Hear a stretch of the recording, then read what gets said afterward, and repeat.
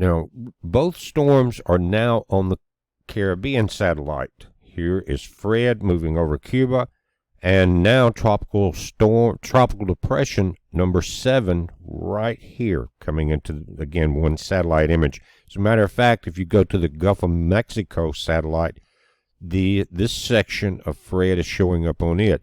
Now, this is just a disturbance in this area.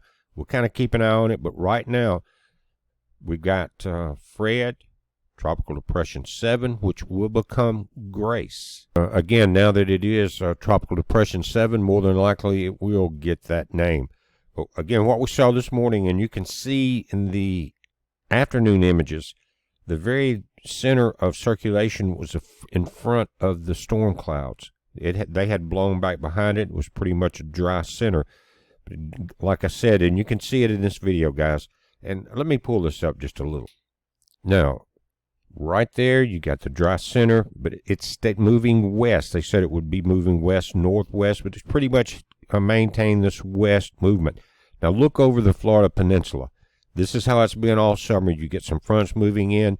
The sun's over you. The surface of the land starts heating up, and these thunderstorms pop up. Well, that's what's happened in Cuba, but in this case, the front is Fred right there. So will this wrap around it and maintain some storm activity? We're not sure yet, but I do know one thing. Because it is still moving west, and I mentioned this morning, I said if it continues moving west instead of turning, it's going to go a little further west into the Gulf, over towards the Fort Walton, Panama City, Pensacola area. And that looks like exactly what it's doing, because notice how close this center circulation. I'll try to kind of hold my cursor where the center should be once it gets covered with clouds, right in this area. It's already off the tip of South Florida, and it's still moving west. And the new tracking models are indicating that exact same thing. And it's still on shore here. You saw the thunderstorms that way out in front of it, wrapping around it.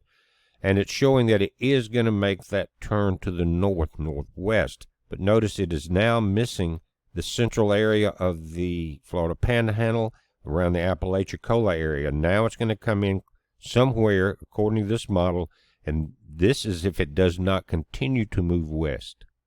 But this would put it more into the Panama City area. But any other movement other than that, guys, to the west, you better watch out for Fort Walton, Pensacola, Orange Beach. We'll keep an eye on it. One thing about it, they do like to get very close to shore this time of the year, coming up in this particular path, and make a hard right turn. It's going to depend on the high pressure in the Atlantic. But by 2 p.m. Saturday, it's supposed to be over the Keys, the center of circulation, and be a tropical storm. Remain a tropical storm and come ashore.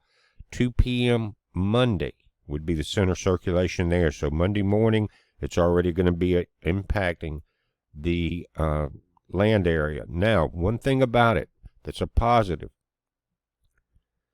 if it stays to the west like it is doing in this track, there will be, even though the storm is bigger than this cone, it should have less tornadic activity up along the west coast of Florida right here, because if it was going to stay real close to shore, that the most powerful section of the northeast quadrant is close to the center.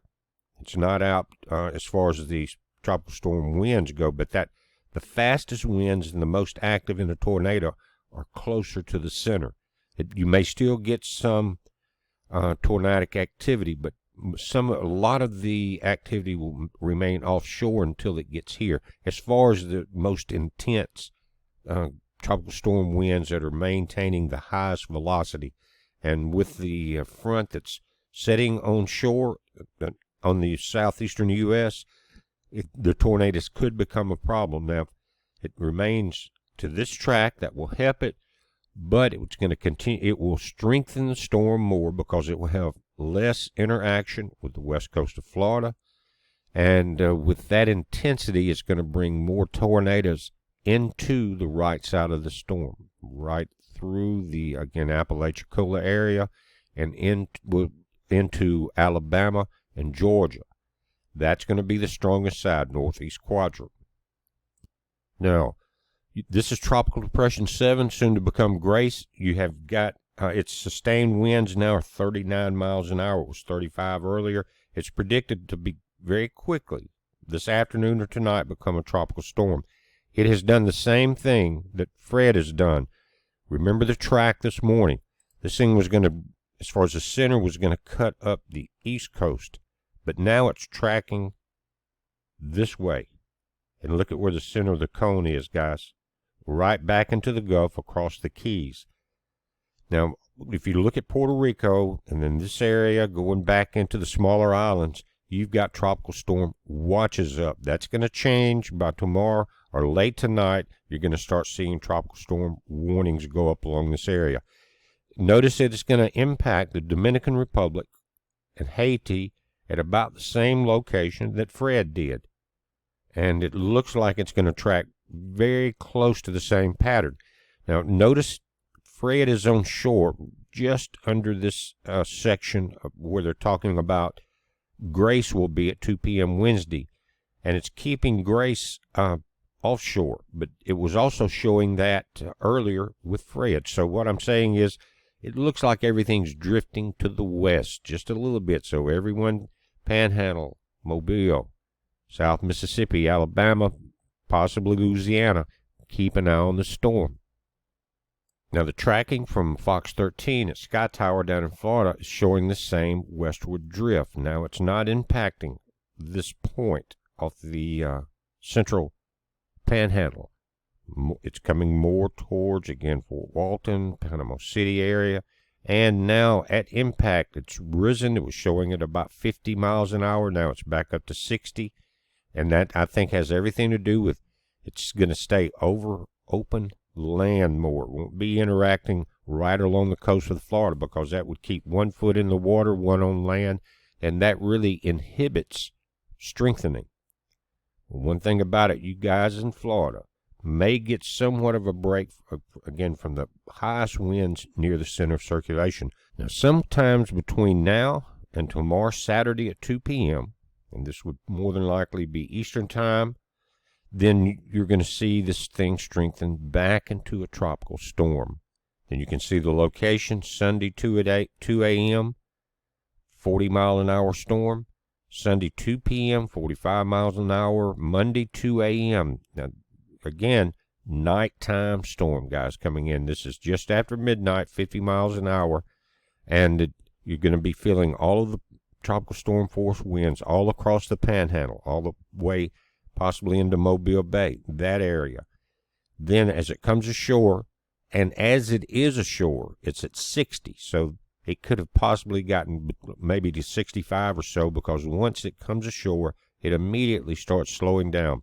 They're saying it is at 35 miles an hour.